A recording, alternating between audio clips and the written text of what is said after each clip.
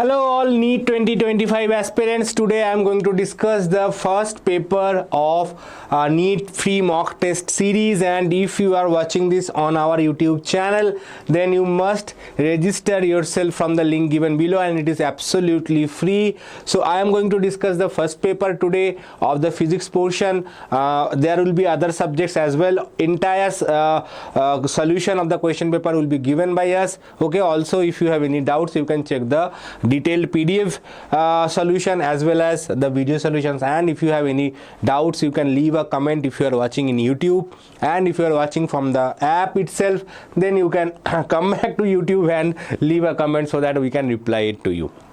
Okay, anyway, if you are just watching this and we are thinking that how can you get the question paper is available only via registration, which is absolutely free, and the link for this is given in the description. So go now, click on the link below, register yourself, get the question paper, try to answer it, or just download the PDF and you can check the solution. Okay, now without any delay, let me start with today's session. We are going to discuss 45 questions. So first question: three concentric charged metallic spherical shells A, B and C have radii A, B and C. Charge density is sigma, minus sigma and potentials VA, VB and BC respectively. Then which of the following relation is correct? There is only one thing that is missing in this question, is the diagram. Without the diagram, the question is slightly difficult to understand. Okay, so say this is A, B and then C. So A, B, C outward. Okay, so first one is A, next one is B, and last one is C. So diameter of A is given as A, right? Diameter of B is given as B, and diameter of C, not diameter, radius is given as C. Okay, now you have to find what is the potential relationship. So first of all, if you see that the charge density on this is sigma, on B is minus sigma, and on C is sigma. Okay, now definitely you can answer this question just by intuition. Just by intuition, you don't need to do any mathematics. I will show the mathematics also, but for that you have to understand that because the sigma is negative, this one cannot be positive. Similarly, here also this one cannot be positive. Only thing which is given as negative is this one, and obviously the three potentials will not be equal. So only correct answer will be option C. So that is by intuition. Even if you don't know the answer, just by knowing the fact that the central one, that is who is associated with B, is negative, the sign for B will also be negative. Okay, electric potential we are calculating. So what is the formula for electric potential? We know that electric potential inside a sphere is constant.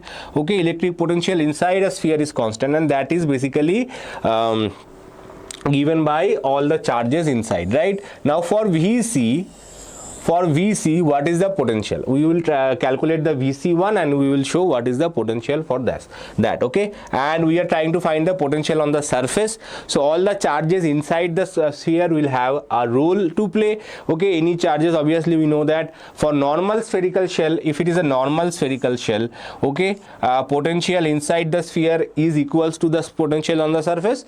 So first we will try to find out what is the potential due to a normal charged spherical shell. Says charge density sigma. Okay, so we know that the potential is basically given by V equals to K Q by R, right? R is the radius. Now what is the formula for here? Now charge density is given, so we know that V is equal to 1 by 4 pi epsilon naught. Q is surface area times charge density, that is 4 pi r square into sigma divided by the radius r. So 4 pi cancels, you get this as r is cancelled, sigma by epsilon naught into r. This is the normal potential inside a spherical shell. Okay, now if you consider this shell, Now for this internal shell or even this internal shell, okay, the distance from the here to here is not restricted to the surface of the sphere. Okay, so it is outside the surface of the sphere. So for this sphere, the potential here will have a different value. What is that value? For that you have to put the normal condition. Now if you try to find the potential at say some point outside the sphere, okay, the point is now located outside, say at some distance x, radius is still r. Now what will be the formula? So the formula for charge will remain same. The formula for charge will remain same. The denominator will change only. So it will be r square by x. Okay, so whenever you are trying to find at some distance x, okay, the numerator will remain same. So the answer will be sigma by epsilon naught r square by x. That is the potential. Now for first case is this VC. We are trying to find VC first. That is our guess that this should be the correct answer. So what is the potential due to this sphere on the surface of this sphere?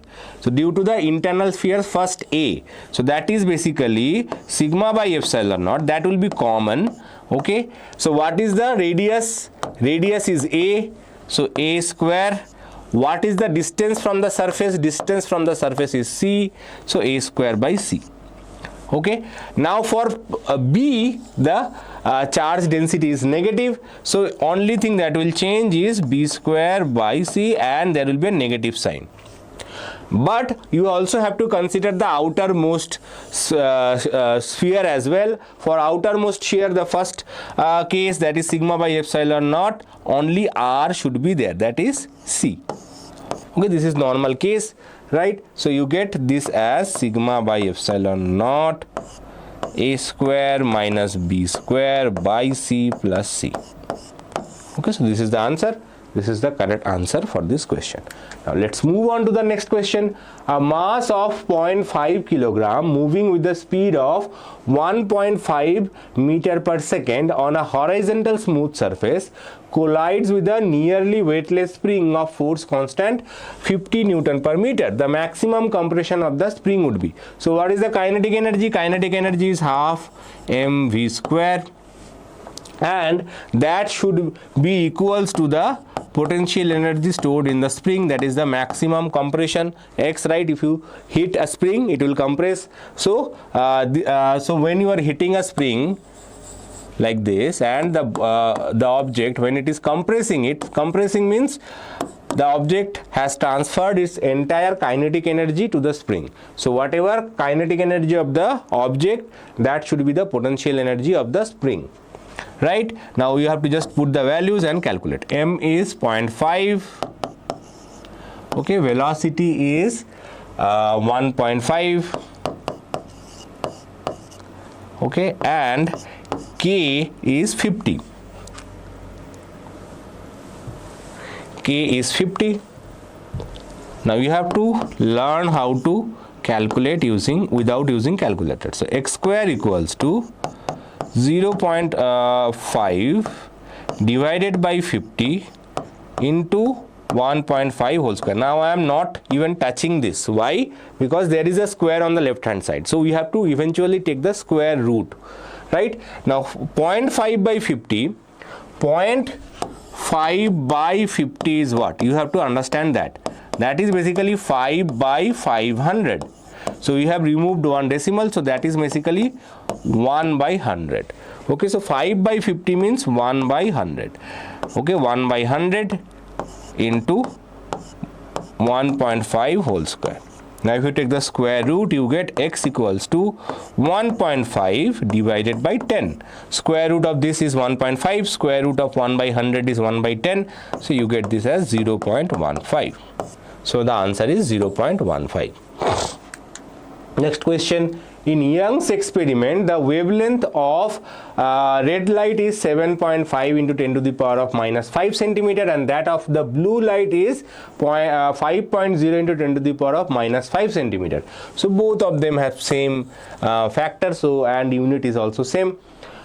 The value of n for which the n plus 1 blue bright band coincides with nth red band. So what is the condition of nth band? It is n lambda d by d. Okay, so that should coincide for red light, say n for red, that should coincide with n plus 1 of the blue. Okay, so if you see that, everything will be cancelled. Okay, and you are left with n into, now the smart calculation is you don't need to consider anything else, you just consider the values, because 10 to the power of minus 5, 10 to the power of minus 5 will be cancelled anyway. So don't waste your time on writing all the unnecessary values. It is 5, so you get this as 5 into 5 ones are 5, 1.5. Okay, so you get this as 1.5 n equals to n plus 1, or you take this n on this side, you get 0.5 n equals to 1, or n equals to 2. 1 by 0.5, 1 by 0.5 is 2. So correct answer is option C. Next, the earth is assumed to be a sphere of radius capital R. A platform is arranged at a height capital R from the surface of the earth. The escape velocity of the body from this platform is F into V, where VE is the escape velocity from the surface of the earth. The value of F is. Now very interesting question. So you have earth of radius R. Okay, now you have created a platform which also of height R. Now you want to throw an object from here and you want to know what is the escape velocity from this platform. Okay, so how to solve that? We know that escape velocity on the surface of the earth is square root of 2gr. Right, this formula everyone knows, or it will be 2gm by r square into r, or square root of 2gm by r. Now if you know this formula, you can start from here. If you don't remember this formula, you have to start from here. Okay, so VE equals to square root of 2gm by r, and on the surface at some height VE dash is given by 2gm by r plus h. Okay, now what is h over here? H itself is r. So what you have to do, you have to put the value 2gm by r plus r. R plus r is 2r, so it is square root. Now what we will do, we will take this 2 out, so you get half 2gm by r. Now if you take this out, 1 by root 2, what we are left with is exactly equals to whatever is the value of escape velocity on the surface of the earth, right? So if this is equals to F into VE, then what is the value of F? F is equals to 1 by root 2. Okay, so the answer is 1 by root 2. Option C is correct answer for this question. Next, the bulk modulus of a spherical object is B. If it is subjected to an uniform pressure P, the fractional decrease in the radius is. So what is the definition of bulk modulus? Bulk modulus is excess pressure divided by change in volume divided by volume. Okay, so this is the formula for bulk modulus. Okay, or in differentiation, I think it will be easier for you if you know the differential notation. In differential notation, this is dP by dV by V. Okay, I think that will be easier. Now in this case they have said that you are subjecting it to a external pressure of P, that means that is the extra pressure. Okay, this is extra pressure, this dP means extra pressure, so P here itself represents the extra pressure. Okay, dV by V. Okay, so you have to find what is the relation of the radius, not the volume. Okay, but what we will do, you will find dV by V equals to P by B. So this is the first thing that we will do. Now we will find whatever is the relation of dV by V with radius. So what is the volume? volume of a spherical object is 4/3 pi r cube, right? This is the volume of a spherical object. So what is dv? Differential 4/3 pi is constant into 3r square into dr, right? If you are differentiating any quantity, say y, and x is equal to y square, so how do you differentiate? Dx equals to 2y into dy. Same thing over here as well. Okay, so this you have to consider now, but we are trying to find dv by v.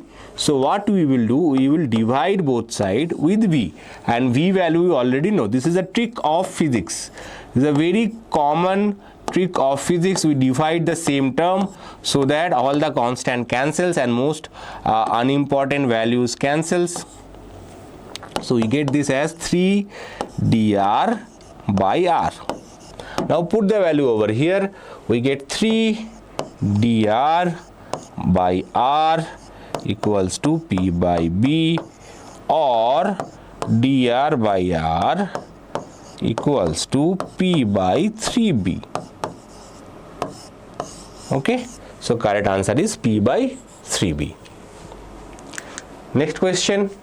Figure shows a thin metallic triangular sheet ABC. The sides AB and BC are equal of length L. The mass of the sheet is m. The moment of inertia of the sheet about the side AC. So if you consider a complete rectangular sheet, okay, the length say L, mass this side is m, this side is another m. So basically what we are trying to do, we are trying to find the moment of inertia of a complete rectangle if the similar rectangle is present on the other side as well. So basically what we are doing, we are imagining that the same mass of rectangle is present on the other side, right? So this has mass m, so there will be another mass m. So what is the total mass? Total mass is 2m. So what is the moment of inertia of this system? Moment of inertia of this system is 1/12 m L square.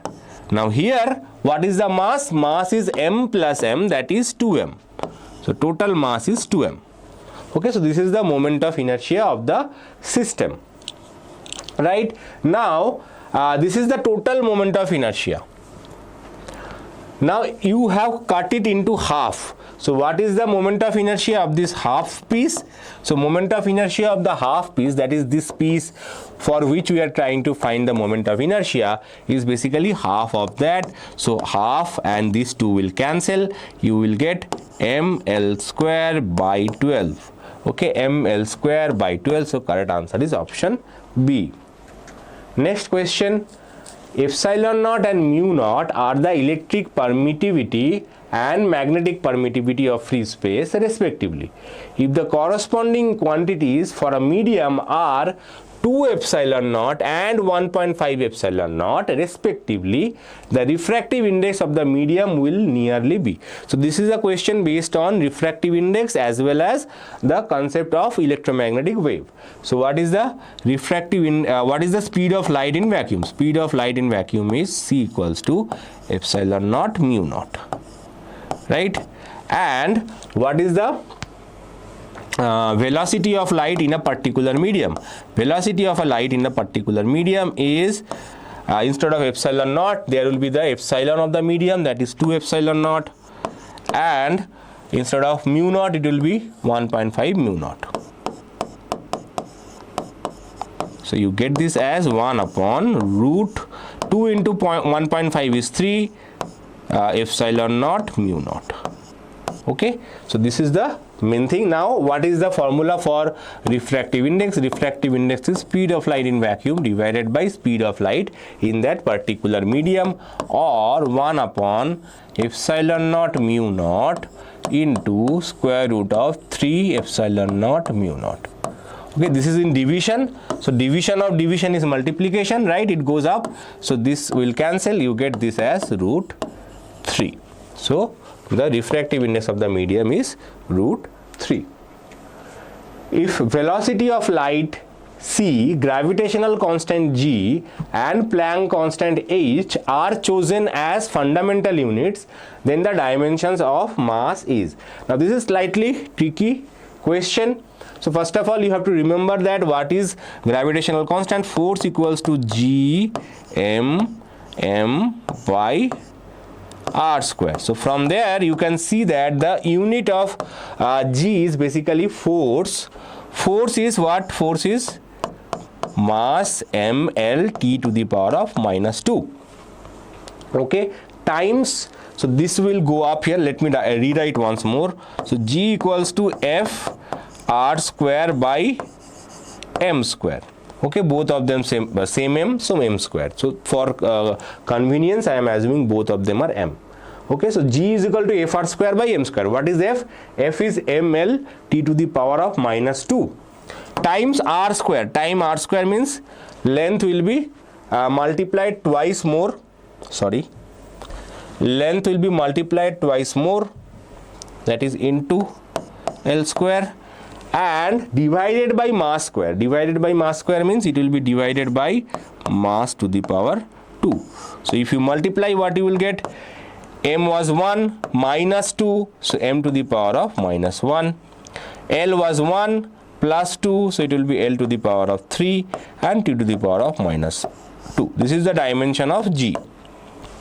Okay, now what is the dimension of speed of light? Dimension of speed of light is very simple. It is simple speed of light, L t to the power of minus 1. Now what is the dimension of Planck's constant? That is very complicated, right? But if you remember that the unit of Planck's constant is Joule second. So joules second. What is joules? Joules is force into displacement. Force into displacement. Fs cos theta. Okay. And what is second? Second is time. So what is the dimension of Planck's constant? So dimension of Planck's constant is very simple. It is m L t to the power of minus 2. This is force. Okay, joule second. There is another displacement over here, so it will be square. There is plus 1 of time, so it will be t to the power of minus 1. Okay, if you want detailed solution, it is given in the PDF as well. You can check that as well. Okay, so these are the most important things. So you have found out every relation. Now the main thing that you are looking at the dimension of mass. So if you see that dimension of mass, here we have m, here we have m to the power of minus 1. So basically if you multiply these two, mass will be vanished, but we don't want to vanish mass, we want to take mass. So what we can do, we can find a quantity hc by g. Why? Because if you multiply h with L with C, you see that m is already m, L and L become L cube. Okay, square and 1. So addition, always multiplication means power addition. T to the power of minus 1, t to the power of minus 1 becomes t to the power of minus 2. So what is the gravitational constant? So if you see that, it will be m to the power of minus 1, L cube, t to the power of minus 2. So basically if we do that, we can eliminate the other quantities. So m will go up and it will become m 1 plus 1, that is m square.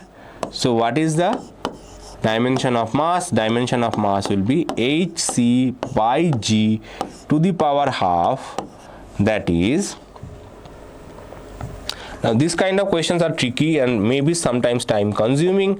So if you want to solve this question quickly, you have to remember all the dimensions directly and you have to use it. Okay, but if you don't remember the dimensions, if you want to solve it like this, then it will take some time. Okay, like it took some time for me. Okay, so correct answer is option A. Next question. When a metallic surface is illuminated with the radiation of wavelength lambda, the stopping potential is V. If the same surface is illuminated with the radiation of wavelength 2 lambda, the stopping potential is V by 4. The threshold wavelength for the metallic surface is. So what you have to do? We know that EV equals to hc by lambda minus phi naught. Phi naught is the work function. From work function we know that phi naught equals to hc by lambda naught. Okay, lambda naught is the threshold wavelength, right? So for now we are keeping it at phi naught because we have to simplify it later on. And this is for the first light, right? For the second light, EV by 4, and the wavelength here is 2 lambda. So here we will put hc by 2 lambda, but phi naught value will remain same. Now we are trying to find lambda naught, so we cannot eliminate phi naught here. We have to eliminate EV. Why EV? Because all the options, they do not have any V into it. So how can we eliminate? So this is my equation 1. Now if I multiply all the terms here with this 4, we get EV equals to 4hc by 2 lambda minus 4 phi naught, right? So 2 cancels, we get 2hc by lambda equals to minus 4 phi naught.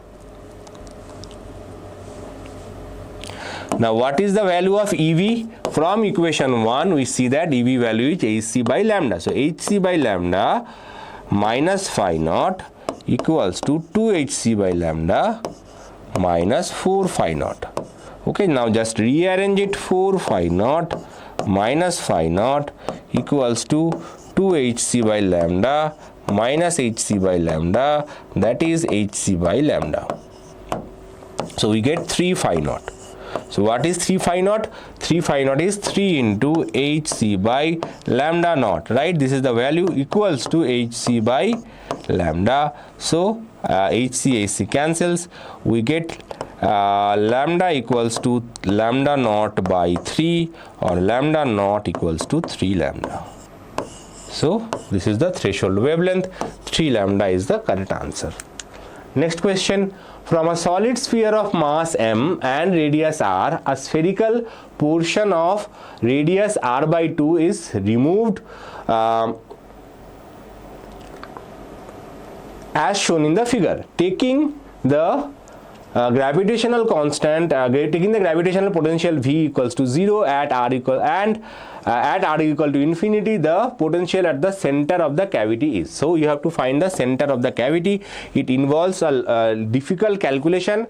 The answer is,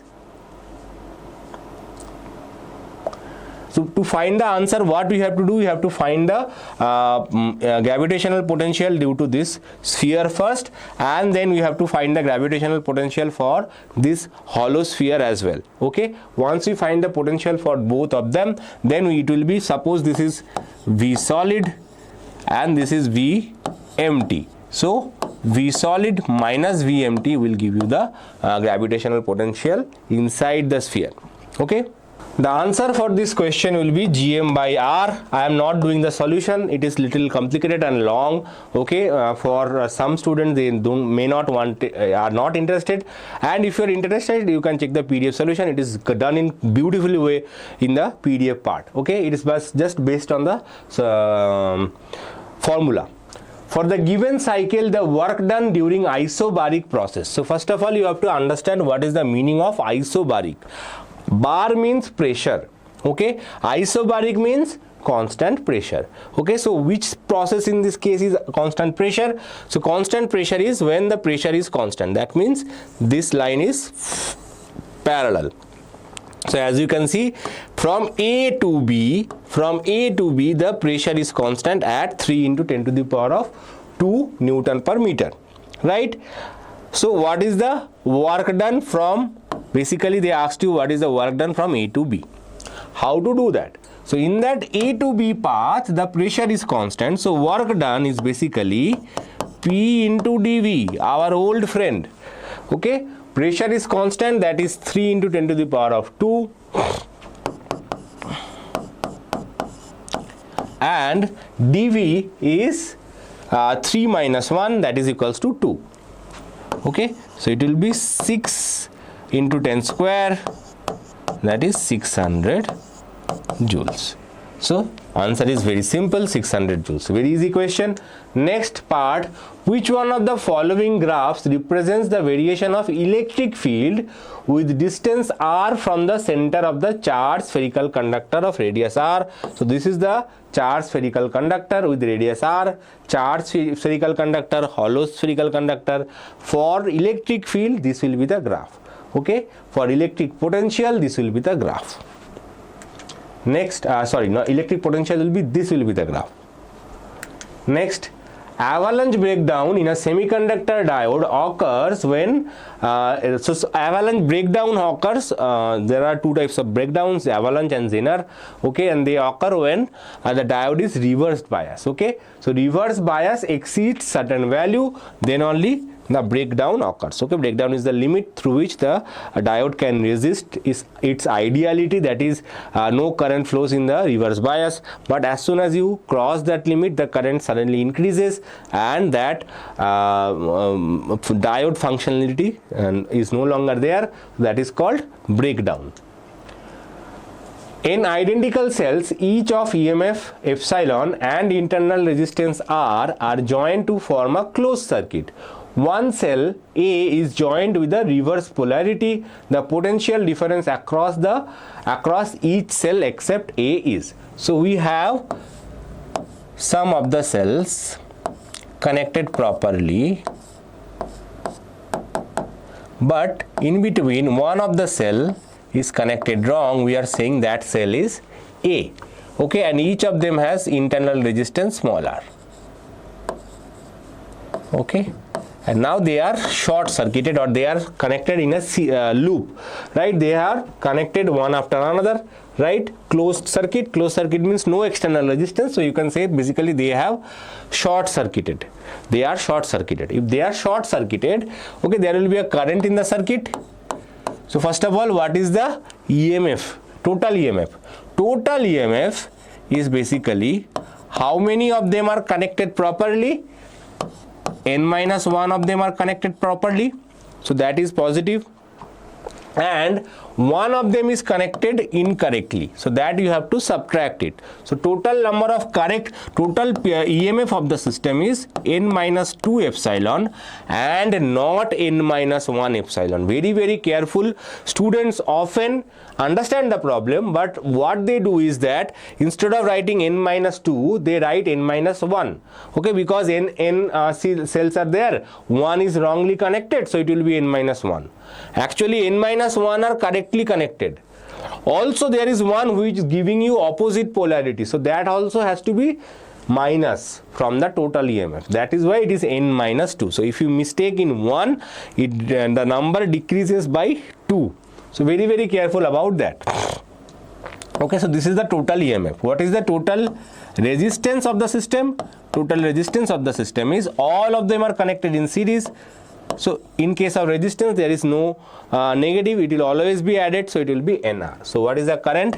So current is basically epsilon total divided by R total, that is equals to N minus 2 epsilon by NR. Okay, so this is the total resistance, total current in the circuit.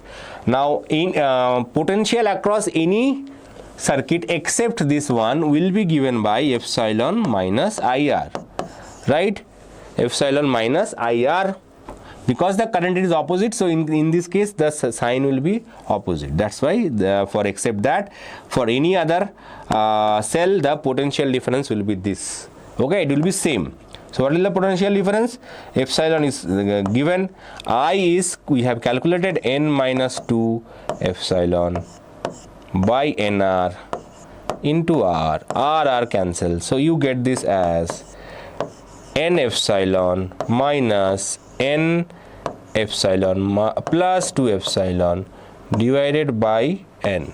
What I have done, I have just simply multiplied this N over here, so N into epsilon, right?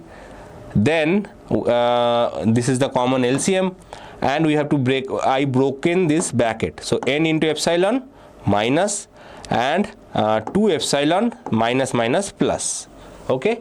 So N epsilon cancels, you get this as 2 epsilon by N. So this is the EMF across the cell.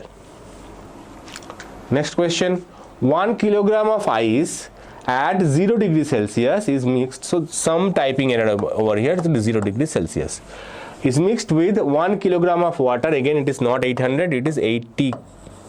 It is given correctly in your question paper, 80 degrees Celsius. The final temperature of the mixture is, take the specific heat of water is 40 to 100 joules per kg, latent heat is 336 kilojoules. So first of all, we will check what is the amount of heat required for the entire ice to melt. Okay, so what is the total ice? Ice is 1 kilogram. Okay, and how much heat is taken by the ice to melt? We remember that this is given in kilojoules. So heat required for the ice to melt is M into L. Okay, heat required for the ice to melt is M into L. M is 1 kg, latent heat is 336 000. Okay, joules. 000, why? Because it is given in kilojoules. Kilo means 10 to the power of 3. So this much heat is required for the entire ice to melt. Now we have to check if 1 kg water at 80 degrees Celsius, is it sufficient to melt entire ice? Because this is a very high number. Is it sufficient? So let's see. If entire water comes to 0 degrees Celsius, then what will be the temperature of the system? So in that case, heat, this is the heat absorbed. So in that case, what is the heat released? In case the number is less, okay, if the heat provided by the hot water is less, then not entire ice will be melting, so the final temperature will be 0, but some ice will melt, some ice will still stay as ice. If the number is more than that, then some temperature of the system will increase, but we have to check that first. So what is the mass of water? Mass of water is 1 kg. So M S.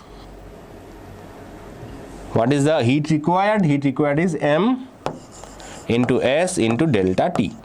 Okay, M is 1 kg, specific heat is 40 to 100, and delta T is 8. Okay, delta T is 8.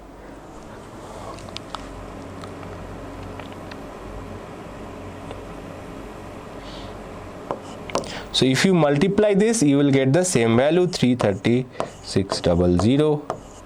So what will be the factor in this case? The entire ice will be melted and the temperature of the system will be fixed at 0 degree Celsius. So it will be at 0 degree Celsius. Next question. With the reference to the arrangement of the capacitor shown in the figure, the effective capacitance between point A and B. So effective capacitance between point A and B, this is a very familiar construction. If you just rotate the figure like this, you will see that this is nothing but this is the point A. Okay, this is the second capacitor and this is the in between 8 capacitor. Okay, and just have to you have to have some imagination to understand this. Okay, just rotate this entire configuration like this, you will get this is A, this is B. And what is this configuration? This is a Wheatstone bridge configuration. So in the Wheatstone bridge configuration, 6 by 2 equals to 6 by 2. So it is a balanced condition Wheatstone bridge. So in case of balanced condition Wheatstone bridge, what we can say? We can simply say that this in central capacitance is not doing anything, so you can just simply delete it. So basically it is not there. It is not there means what is the configuration now? As I have deleted it, now if you look into the circuit, you see that this and this are connected in series, and again this and this is connected in series, and then the combination is connected in parallel. So 6 and 6 in series, so equivalent EMF is 3 microfarad. 2 and 2 are connected in series. So what is the equivalent capacitance? 2 by 2 equals to 1 microfarad. So what is the total capacitance? They are connected in parallel. In parallel they get added. So the total capacitance is 4 microfarad. Okay.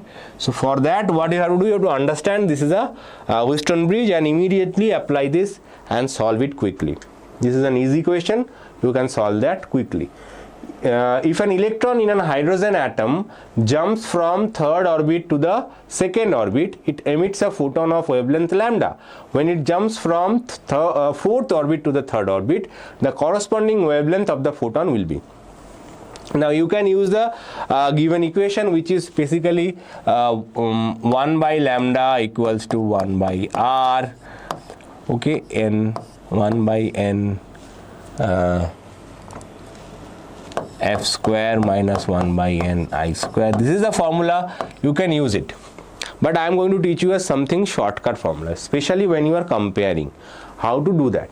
First of all, what you will do, you will square this term. Square, what is the 3 square? 3 square is 9.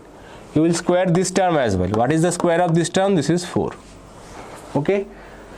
Now, what you will do, you will say that, okay, lambda equals to multiplication of these two numbers divided by bigger minus smaller. Always bigger minus smaller. This is similar to that of the parallel combination of resistors. If you remember R1 R2 by R1 plus R2, only thing is there is a negative sign over here, and it is always bigger minus smaller. Okay, never nothing else. So 4 into 9 divided by 5. This is the first case. Second case, what is the wavelength? We don't know. We are trying to find that out. So lambda dash equals to, again what we will do, we will square the from where to where they are jumping. So 16, 3 square is 9. So we will do the same method. Okay, 16 into 9 and bigger minus smaller. So that will be 16 into 9 by 7. We can multiply them as well, but we are not doing it because we have to find the ratio of them. So that's why we are not doing. So what is the value of lambda dash by lambda? Lambda dash by lambda is 16 into 9 by 7 into division. That means it will reverse. So 5 by 4 into 9. Okay, so 9 cancels, 4 cancels, so you get 4 into 5, that is 20 by 7. So lambda dash equals to 20 by 7 lambda. Okay, so answer is 20 by 7. Option C is correct. This is a shortcut method. You can use the longer method if you want. That solution is also given in your PDF solution. If you are watching this video, then you should be able to answer such questions in a shortcut manner as well. Next question. An object is tied to a string and rotated in a vertical circle. So if you have remembered the vertical circle problem, so you are rotating a string. So at the top position of the vertical circle, the tension of the string is minimum. Okay, and at the bottom point of the vertical circle, the tension is maximum. Okay. Now it is said that the constant speed is maintained along the trajectory, and also T max by T mean is 2. Okay, T max by T mean is equals to 2. Then what is the value of V square by RG? So we know that this is the T mean position and this is the T max position. Okay, so at this position, what are all the forces? First of all, there is a gravitational acceleration also downward, mg. So at this position, T mean plus mg equals to mv square by r. So together they are providing the required centripetal force. Now at this position, T max is upward and mg, which is always acting downward, but it is still rotating. So that means T max minus mg equals to, again the same value, mv square by r. Okay, mv square by r will remain same no matter top or bottom. So now if we just compare mv square by r for both equations, so we can say that T mean plus mg must be equal to T max minus mg, right? Because right hand side is same for both the equations. Now also it is mentioned that T max equals to 2. So T max from this equation we can say that T max equals to 2 into T mean, right? T max by T min equals to 2. So T max must be equals to 2 T min. So we'll put that value over here. So T min plus mg equals to 2 T min minus mg. Now this minus mg I am keeping it on the right hand side, so it becomes mg plus mg equals to 2 T min minus T min. Okay, this one goes to other side, becomes a negative. So 2 minus 1 is 1. So T min equals to mg plus mg, that is 2 mg. Okay, now if you put this value on this equation, you can find the value of v square by rg. So let's put the value of T min in this equation. So what we got? 2 mg plus mg equals to mv square by r. Now m, all the m cancels, right, in an equation. So 2g plus g is 3g. So v square by r equals to 3g, or v square by rg equals to 3. So this is the answer for this question. Now let's move on to the next question. During an experiment, an ideal gas found to obey an additional law P square V equals to constant. The gas is initially at temperature T and volume V. When it is expands to volume 2V, the resulting temperature is. So for that, what is the initial condition? It is found to be V square by P square by V equals to constant. Okay. Now we know that ideal gas equation, that will always be obeyed. PV equals to nRT. PV equals to nRT. So if you replace pressure, because in the second case we are only dealing with temperature and volume, so pressure we have to remove from this equation. How to do that? P equals to nRT by V. Okay, now you have to put that value over here. Okay, so what you get? nRT by V whole square into V equals to constant. Okay, or n square R square T square by V square into V equals to constant. Now V square and one of the V will cancel. Now this is also constant, so this can go to the other side, and T square by V will become another constant. This constant and this constant are not same, but they are basically constant. So now it is said that initially temperature T and volume V. So initially temperature T and volume V, but finally temperature we do not know. We are trying to find that, say T1. Okay, but the final volume is 2V. We want to find the resulting temperature, that is we want to find this temperature. So V cancels, or we get T1 square equals to 2T square, or T1 equals to root 2 into T. So the correct answer is root 2 into T. Next question. A rectangular coil of 100 turns and size 1 meter, 0.1 meter into 0.05 meter is placed perpendicular to a magnetic field of 0.1 Tesla. The induced EMF when the field drops to 0.05 Tesla in 0.05 second is. So what you have to do, you have to find the change in the, we know that induced EMF is rate of change of flask, right? Rate of change of flask. Now how to find the flask here? So flask is here is basically number of turns into magnetic field into area, right? Now what is the change in flask? Change in flask is nothing but N into A into dB. So basically change in the magnetic field. So d phi by dt is basically dB by dt. Number of turns is 100. Okay, area is 0.1 into 0.05, and B changes from initially was 0.5, final was 0.05. So the change is 0.05 minus 1.1, that is minus 0.05.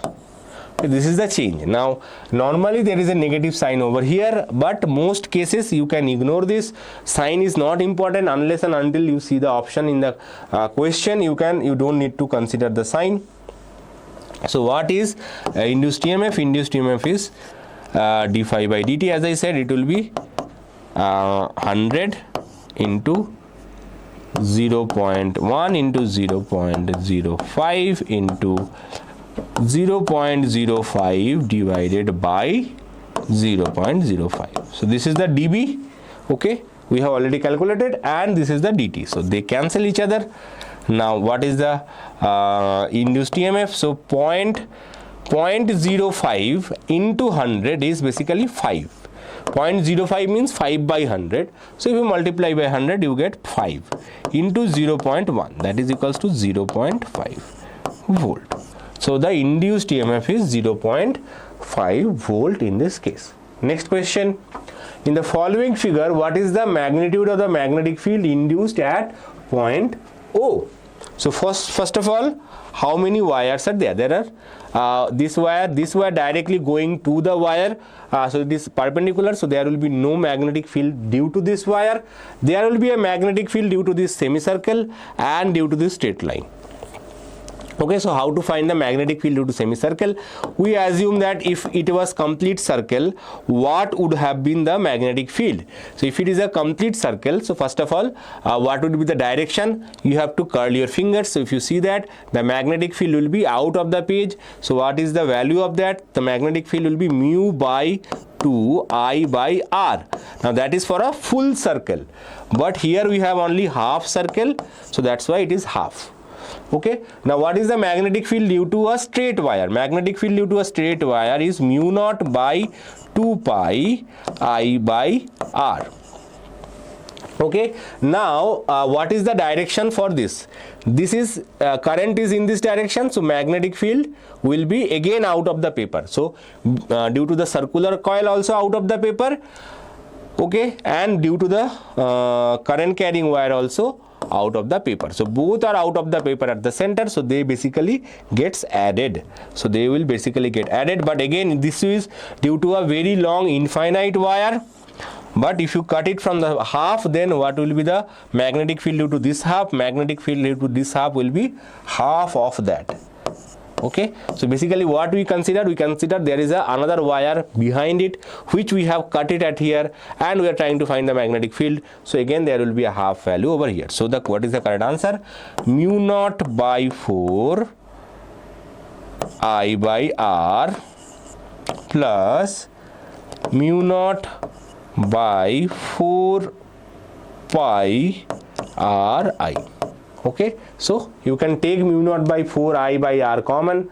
Okay, it will be 1 plus 1 by pi. So correct answer is option C. Okay, next question. What should be the maximum acceptance angle of the air core interface of the optical fiber N1 and N2 if the refractive indices of the core and cladding respectively? What should be the maximum acceptance angle at the air core interface of the optical fiber if N1 and N2 are the refractive indices of the core and the cladding? The answer is this one. You have to remember the answer. Okay, there is nothing more than that. Next question.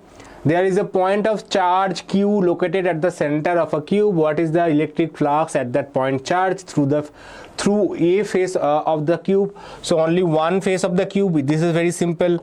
We have a cube and we have a charge. Okay, the total flask is Q by epsilon naught.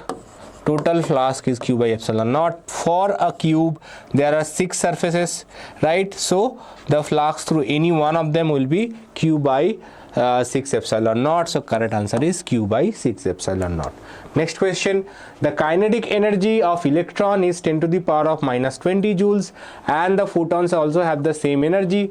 The wavelength associated with these particles are lambda E and lambda pH respectively. The wavelengths are related to the following way. So what is the wavelength of photon? Photon's wavelength is hc by energy. What is the wavelength of electron? It is hc by momentum. Now momentum is 2 square root of 2m into E, right? So this is the formula we are going to use. Now we have to find the ratio, okay, lambda ph. So let's see lambda ph by and we have to find whether which one is greater. Okay, so lambda ph divided by lambda E is basically you'll get this as square root of 2me divided by this is not hc, sorry, this is simply h. Okay, so there will be one more c over here, this c over here, h will cancel, and in the denominator there will be e, or you can say that it is c into square root of 2m by e. Okay, so this was outside square root, this is inside square root, so one of them will cancel. Now if you see this ratio 2m by e, m is 10 to the power of minus 31 and energy is 10 to the power of minus 20, so the ratio is 10 to the power of minus 11. So square root of the entire thing will be of the order of 10 to the power of minus 5, right? And what is the value of c? C is 3 into 10 to the power of 8. So 3 into 10 to the power 8 into 10 to the power of minus 5, that is the order. So you will get this as 3 into 10 to the power of 3. Right? Now you can see that this is basically greater than 1. So lambda pH will be greater than lambda E. Okay? Very simple. Now let's move on to the next question. A convex lens of focal length 20 centimeter, figure A, is cut into two equal parts so that to obtain two plano-convex lenses as shown in the figure B, and then they put into contact as shown in the figure C. So what is the focal length of combination in C? So here you have to understand that when you cut a lens into half, okay, their focal length does not become half but it becomes double, and then when you recombine them again, the focal length is back to where it started. For thin lens, if you cut it into half and then if you recombine it, the final focal length is same as the initial focal length. So this is the answer for this question is obviously 20, because the initial focal length was 20, so the final focal length will also be 20. The derivation for this is given in your PDF, you can go and check that out, but you have to remember that if you cut a lens into half, the focal length of each half is twice that of the original focal length. So 40 centimeter, again when you add them, their focal length is basically half of 40 centimeter, which is 20 centimeter. Okay, next question. An electron in the hydrogen atom jumps from excited state N to ground state.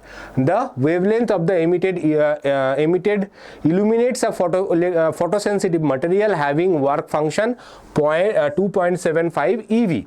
If the stopping potential of the photoelectron is 10 volt, then the value of N is. So first of all, from photoelectric emission equation, EV naught equals to h nu minus phi naught, or h nu equals to EV naught plus phi naught, right?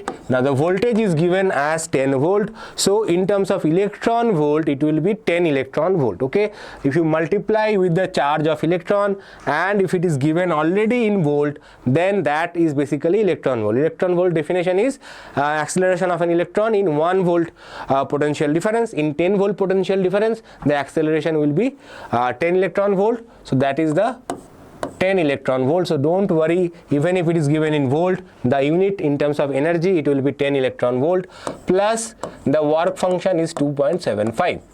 Now in Bohr orbital theorem, we know that En minus E1, here ground state, that's why E1 we are taking is equal to h nu, right? So we have to put that over here, so we get En minus E1. Okay, or En is basically E1 plus 12.75. Now what is E1? The energy of an electron in the ground state, which is nothing but minus 13.6, right? Sign is important. 12.75. And what is the energy of nth orbital?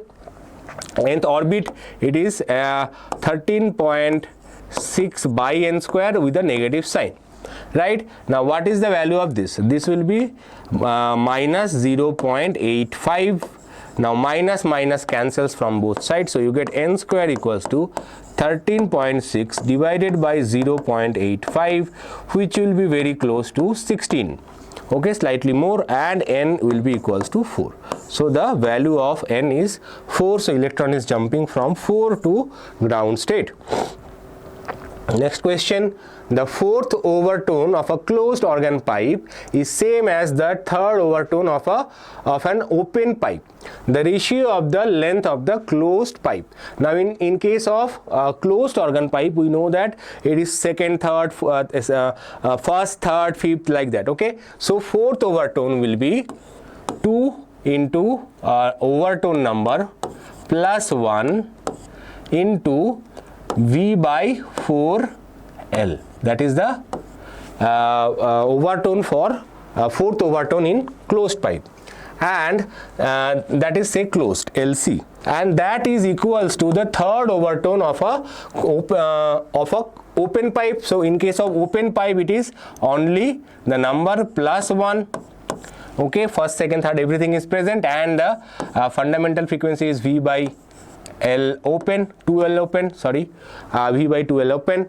So this is, they are equal. You have to find what is the relationship between closed pipe and open pipe. Okay, ratio of the length of closed is to open. So 5 V cancels, V cancels, and you get 1. So first let's see, 5 cross multiply into 2L open equals to 4 into 4L closed. Okay, so 2 out of them is cancelled. You get 5L open equals to 8L closed, or L, what is the ratio you are finding? Closed by open. So closed by open equals to 5 by 8. So the ratio is 5 is to, sorry, there is a mistake. This is not 5. 4 to the 8 plus 1, it is 9. Okay, so it will be 9 by 8. So LC is to LO equals to 9 is to 8. So correct answer is option C. Next question. The given circuit is equivalent to. So what is the given circuit? First of all, you have to identify what is the given circuit is. So A is entering through a NOT gate. So here we will have a complement of A. Okay, here we will have a complement of B bar. Now B bar and A bar are going through a NOR gate. This is a NOR gate. So what is the output of a NOR gate? Output of a NOR gate is basically, NOR means not OR. So first OR is plus of the input, and NOT means you have to add overall bar. Now if you remove the bar, it will be A bar double bar into B double bar. Okay, Boolean algebra, theorem of Boolean algebra. So you get this as AB.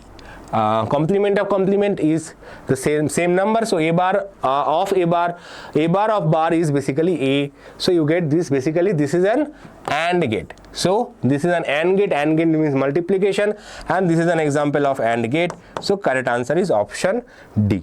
Okay, very easy question. All the OR gate, NOR gate related question, gate related questions are usually easy in NEET. Okay, there may be some question on truth table as well. A ball A is thrown up vertically with speed U.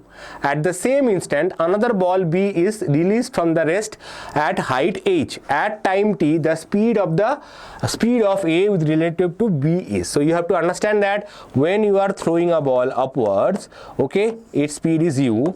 The gravitational acceleration acting on it is G. Okay, when you are dropping a ball, it is also having the same gravitational acceleration downward G. So what is the relative speed? Its initial speed is 0, its speed is U. So what is the relative speed? U minus 0. So that is equals to U. So this is the initial relative speed, and this relative speed will maintained throughout the motion As long as it is not touching the ground, this relative speed will be maintained because of conservation of momentum, right? So it will be only u. Remember that when you dropping one object, you are throwing one object, the relative speed will remain constant. Okay, you can explain that in terms of center of mass as well. A particle of mass 0.1 kg is subjected to a force which varies with the distance as shown in the figure. Okay, if it starts its journey from the rest, x equals to 0, its velocity at x equals to 12 meter is. So you have to find the velocity at this position. So velocity, force versus displacement graph is given. So you can calculate the work done, and then you know that work done is change in kinetic energy initially started from rest. So this work done is basically half mv square. So as simple as that, you have to find the work done. How to find the work done? So here you can see, to calculate the work done, there is a triangle, there is a rectangle, and there is another triangle. So what is the area of this triangle? Area of the triangle is base is 4, height is 10, so half of 40, that is 20. Very simple, right? Half of 40, 4 into 10 is 40, half of that is 20. Now here is another 4, here is another 10, so this will be 40. Rectangle, it is a rectangle, so it will be directly 40, not 20. Okay, 40. And here we have another triangle of the same area, that is half of 40, so that will be another 20. So total area is 80. So total area is 80, means work done is 80 joules. So work done is 80 joules means the change in kinetic energy will also be 80 joules. So what is V square? V square is equal to 160 divided by mass of the object, which is 0.1 kg. That is 1600. That is V equals to 40 meter per second. The velocity is 40 meter per second. Easy question. Next question. For what value of R will the current in the galvanometer be 0? So current in the galvanometer be 0 means, so that you have to understand this question. So current through the galvanometer is 0 means whatever is the potential difference across R, that same potential difference is same as 7 but in opposite polarity. Okay, so current through this will be, there will be a current through R, right? And if this voltage across R is same but opposite to 7, basically no, not opposite, the polarity is same, that this is plus, this is minus, so the system has the same voltage. If the system has the same voltage, then there will be no current. If 2 points are kept at same voltage, there will be no current, right? So the voltage drop across the resistance R should be equals to 7 volt. As simple as that. If that is happening, then the current through the galvanometer will be 0. Now we have to take this circuit first, because 7 volt you cannot take right now. You have to understand what is the current in the circuit. Current in the circuit is 5 plus R, 12. 12 is the voltage divided by 5 plus R. This is the current. Right? Now what is the voltage drop across R? Voltage drop across R is I into R, that is equals to 7, that we have found out. If the voltage drop across this resistor is same as the voltage of the battery, then there will be no current through the galvanometer. Okay, it is a condition of balance. So I is calculated 12 by 5 plus R, and resistance is R, and we are trying to find the value of R. So now do the cross multiplication. You get 12R equals to 5 into 7, 35, and 7 into R, 7R. Okay, now take it on the other side. So 12 minus 7R equals to 35, or R equals to, this is 5, so it will be 7 ohm. So the value of R must be 7 ohm. Next question. A circular platform is free to rotate in a horizontal plane about a vertical axis passing through the center. A tortoise sitting at the edge of the platform. Now the platform is given an angular velocity omega naught. When the tortoise moves along the chord of the platform with a constant velocity with respect to the platform, the angular velocity of the platform omega t will vary with time t as So here you have to find omega t is basically omega bracket t, not omega t. How the angular velocity will vary with time. So you have to understand the question first. Here we have a table, okay. A tortoise is sitting one of the edges, and then it start walking. Now it was initially at rest. Now it was given some angular velocity omega, and as the tortoise starts to walk from here to here along a chord, what will happen to the angular velocity? So when you can consider it is a mass. So when the mass is at the extreme position r, what is the angular moment of inertia? Moment of inertia is mr square. Okay, now when the object moves, suppose over here, okay, what will be the distance? Now the distance small r is less than that of capital R, so the moment of inertia of the system will decrease. That will be mr square. Okay, we are assuming the plate is very less mass, main mass is tortoise. That's why if you add the mass of that table also, the rotating table, this will not change. The concept will not change. Basic thing is that because of the motion of the tortoise, the moment of inertia of the system is decreasing. So if the moment of inertia of the system is decreasing, we know that I into omega must be constant. Conservation of angular momentum. So I into omega should remain constant. Now if I is decreasing, omega has to increase to keep it in balance, right? So if moment of inertia decreases, the angular momentum must increase. So basically initially when the tortoise is walking like that, the moment of inertia will increase. Then again from this point, at this point moment of inertia will have the smallest value. Then moment of inertia will be keep on increasing, and it will reach a maximum value again at this point. So basically what will happen is that the angular speed will increase initially up to this point, then angular speed will decrease after this point. So and it is a non-linear motion. It will be non-linear because obviously tortoise is moving in a rotational frame. So angular motion will increase up to the center of the table, and then it will decrease, and this is the correct graph. So correct graph will be this one. Next graph. Which of the following is the graph between horizontal velocity Vx of a projectile with time t if it is projected from the ground? So when a projectile is projected at some angle, suppose the angle is theta, okay, this is the vertical velocity V sin theta, and this is the horizontal velocity V cos theta. Now if you remember that only V sin theta changes, V cos theta remains constant, right? So the horizontal velocity Vx will remain constant throughout the motion. So it is a constant motion, so that will be the graph. So option D, this is the constant graph, right? Anything parallel to x-axis means it's a constant value, it is not changing with time. So this is the graph. Now another question, a particle crosses the topmost point C of a vertical circle with the minimum possible speed to complete the vertical circle.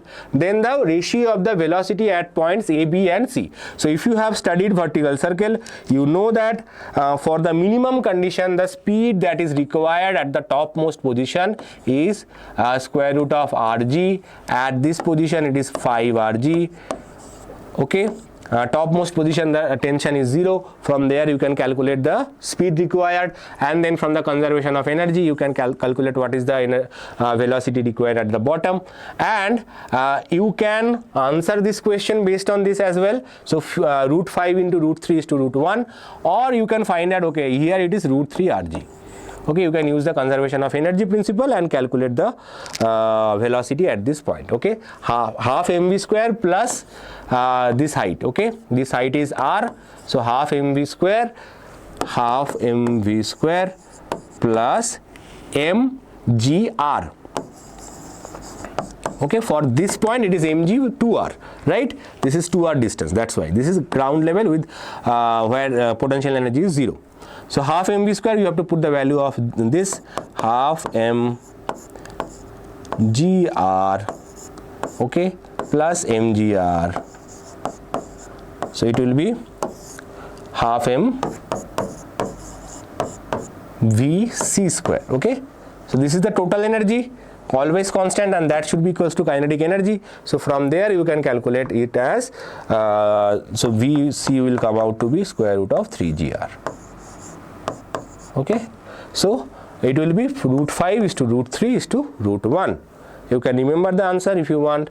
Very interesting question.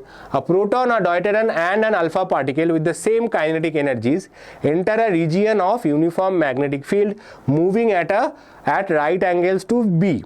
The radii of their circular paths in the ratio. So first of all, what is the formula for radii? So it is equals to mv by q into B. So this is the formula for radii. Now you have to understand that for proton, okay, for proton, radii is mass of proton times velocity, same velocity, divided by charge of proton is E plus E into B. Magnetic field is constant. Now mass, so radii of deuterium, okay, which is a hydrogen ion. Okay, hydrogen means it has one proton and one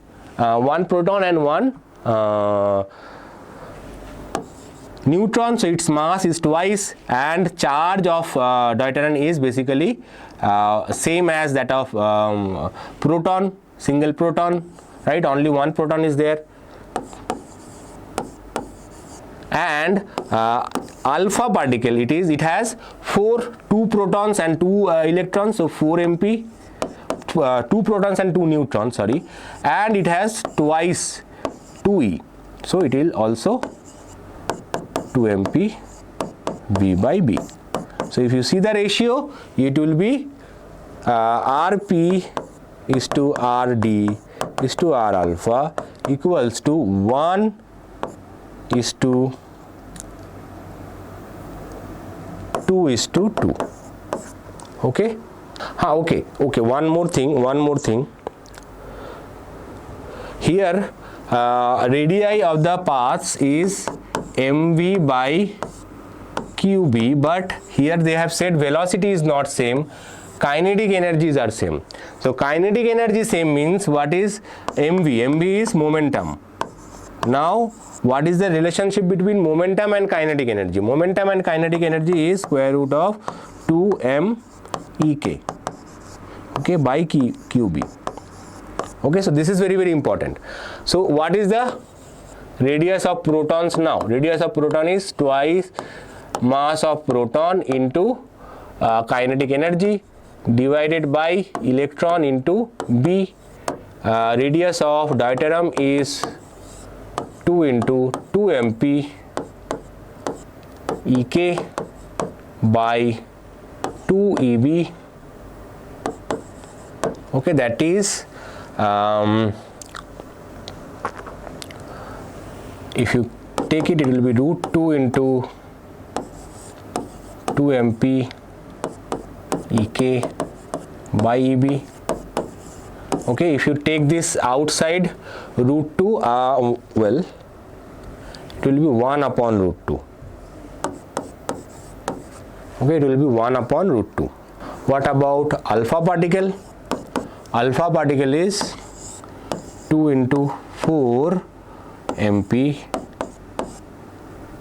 divided by ek divided by 2 eb. So it will be 2 of 2 mp ek divided by 2. So 2 cancels. So you get this as same as Rp. So proton and alpha particle will have the same radius, but the radius for D will be different. So I made a mistake. Charge of deuterium is only 2e, not 2e. So it will be root 2. So the answer will be 1 is to root 2 is to 1. Okay, correct answer is this. Now next question. The average thermal energy for a molecule of monoatomic gas is Kb is Boltzmann constant 3/2 kBt. Okay, monoatomic gas 3/2 kBt, diatomic gas 5/2 kBt. what is the maximum value of the force such that the block shown in the figure does not move? So here you have to understand what are all the forces acting on it. So force F is acting on this direction, so there will be a force, if this is theta, this angle will be theta, so F cos theta acting in this direction and F sin theta will act in this direction, and there will be a force mg acting this direction, okay, and there will be a friction force acting in this direction. Now what is the force of friction? Force of friction is basically mu into mg plus F sin theta, right? This is the value of frictional force. This is the normal force, normal reaction, right? If you add the downward, all the downward forces, that should be equals to the normal force. Object is not moving up and down, so this is the frictional force. Now that should be equals to the F cos theta in the limiting case. This is the limiting case, and in this case you have to find the maximum value of F for which the block is not moving. So this is the possible maximum value.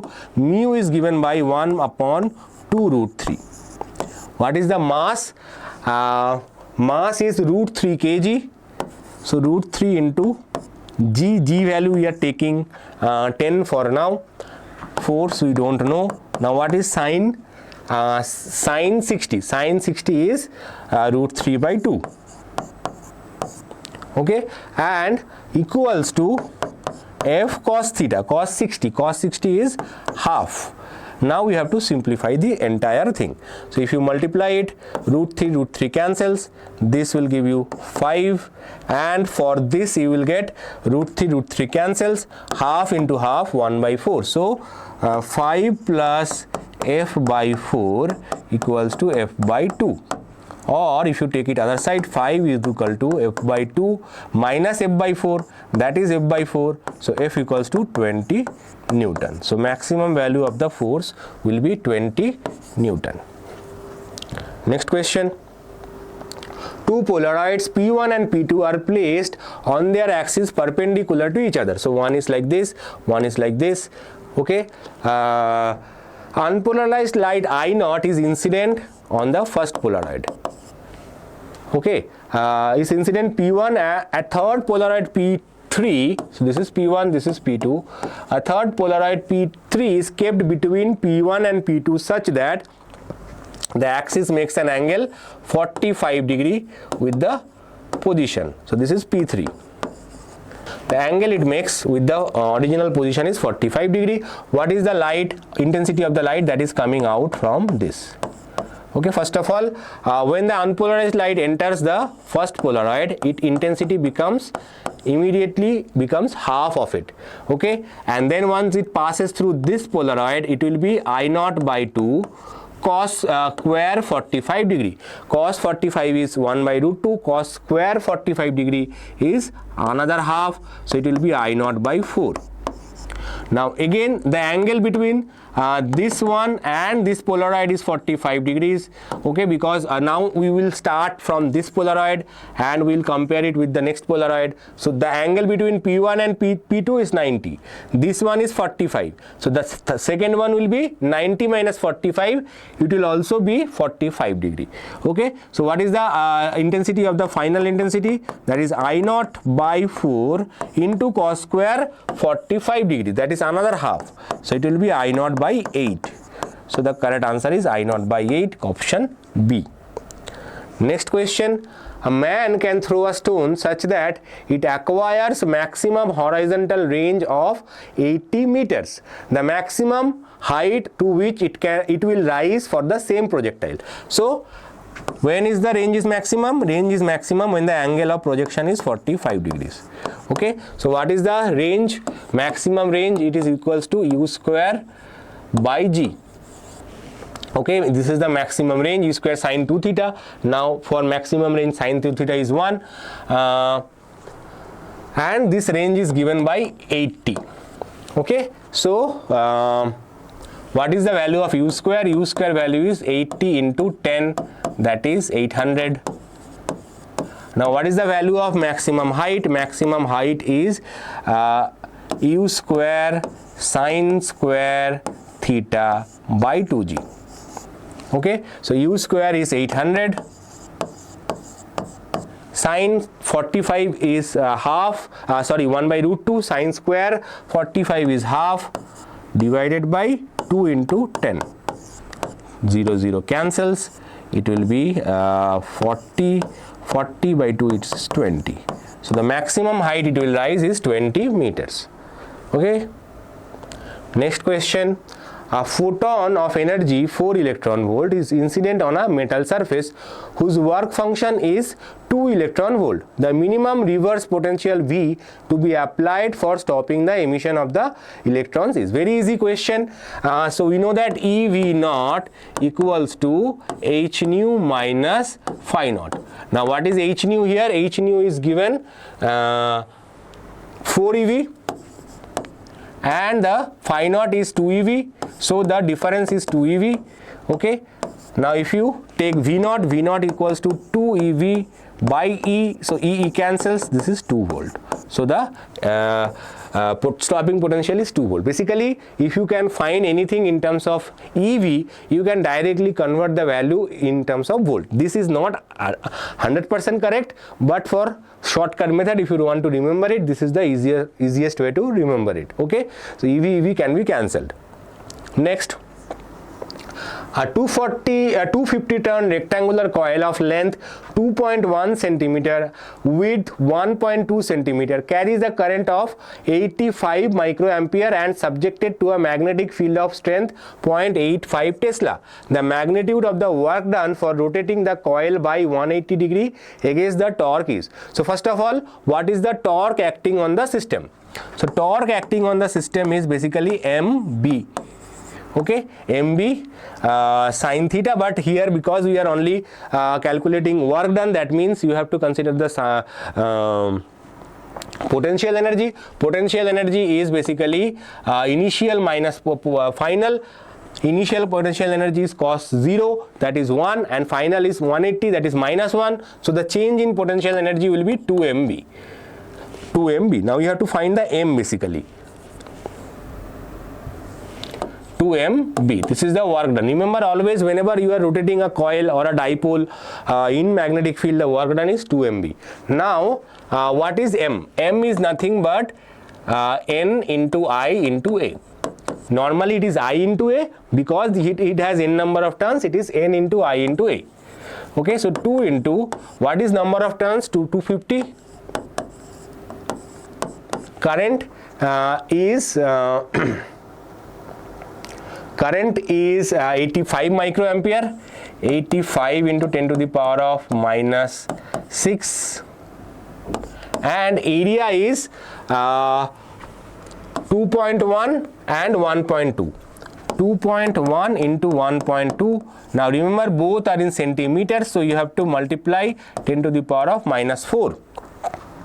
10 to the power of minus 2 for length, 10 to the power of minus 2 for breadth. Okay, so that is how you have converted into meters. Times the magnetic field. What is the magnetic field? 0.85 Tesla. So times 0.85. Now you have to multiply the entire thing to find the value. Let's do it. 250 into 2 is 500. So 500 into 2.1 into 1.2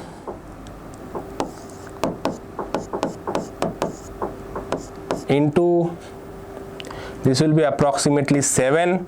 Okay, you can check that out, 7 or 8, somewhere between 7 and 8 into 10 to the power of minus 10.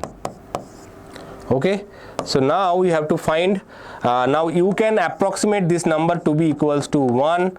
Okay, this number equals to 2. So this will be 2 into 5, 1000. 1000 means it will be reduced to 10 to the power of minus 7. So you get this result as 7 into 10 to the power of minus 7. Okay, that is 0.7 micro joules. Now let's see correct answer.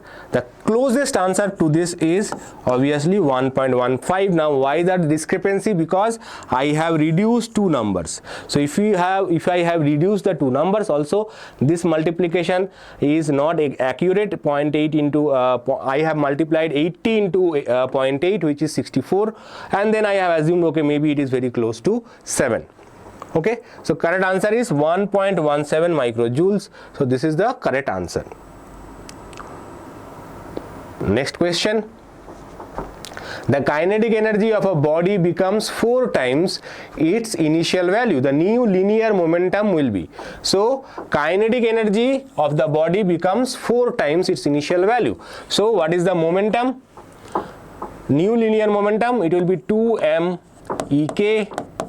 So if the kinetic energy becomes 4 times, so the linear momentum will be twice of the initial value, right? If it is 4 times, then square root of 4 is 2, so the linear momentum will be twice as the initial value. Next, an ideal fluid flows steadily in a pipe of varying cross section. When the radius of the pipe is 3r, then the velocity of the fluid is v. What is the velocity of the fluid at a point where radius is r? Now we know that flow continuity a1 v1 equals to a2 v2. This is the equation of continuity. Now what is a1? a1 is pi 3r whole square, pi r square, right? Basically pi r square is the area. So we are trying to find that only. v1 is given v equals to a2 is pi normal r square into v2. We are trying to find the value of v2. Pi cancels, so v2 will be square of 3 is 9 and the r square will cancel, so 9v. So the velocity will be 9v. Next, 2 more questions. The initial tension of a stress string is doubled, then the ratio of the initial and the final speed of the transverse wave along the string is. So speed of wave in a stress string is square root of t upon mu. Okay, mu is the length, mass per unit length. So initial tension of a stress string is double the ratio. So v1 by v2 equals to square root of t divided by 2t. It is doubled, so it will be 1 is to root 2. Okay, 1 is to root 2. Next, 2 wires of the same material have diameter in the ratio of 2:1 and length in the ratio of 1:2. If they stressed by the same force, their elongation will be in the ratio. So you have wires of the same material, so y is same, so y is basically f upon area divided by delta L by L. Okay, you have to find the elongation. Now diameter is 2:1. Diameter is 2:1 means f by pi r. Suppose the first one is 2r, then next one will be r, right? We are using the principle, so pi into 2r square divided by delta L by, what is the length? Length is 1, so it will be L. Okay, y is constant. Now let's find delta L. So delta L by L into y, delta L1, say delta L1 into y is equal to f by 4 pi r square, or delta L1 equals to f by y into L into 4 pi r square. Okay, now let us find the delta L2. L2 will be,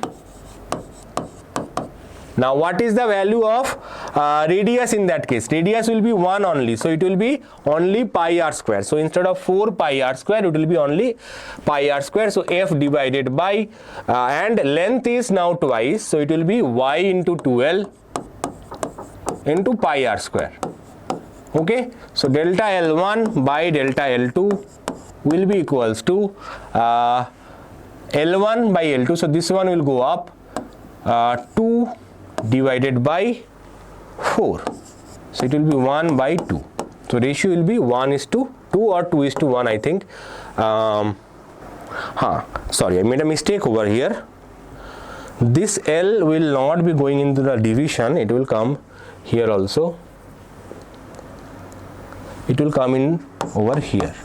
So it will be 2L. So the answer will be 1 upon 2 into 4, that is 1 by 8. So the ratio of delta L1 is to delta L2 equals to 1 is to 8. So this is the correct answer. Okay, I hope you enjoyed the session, and if you liked our channel, don't forget to subscribe to our channel, those who are watching in YouTube, and those who are not watching through our YouTube, then definitely you have downloaded our app. So congratulations. And if you are watching in YouTube, don't forget to download the app and install it and get the latest question paper. Try to solve it yourself first, then you can check the solution back again.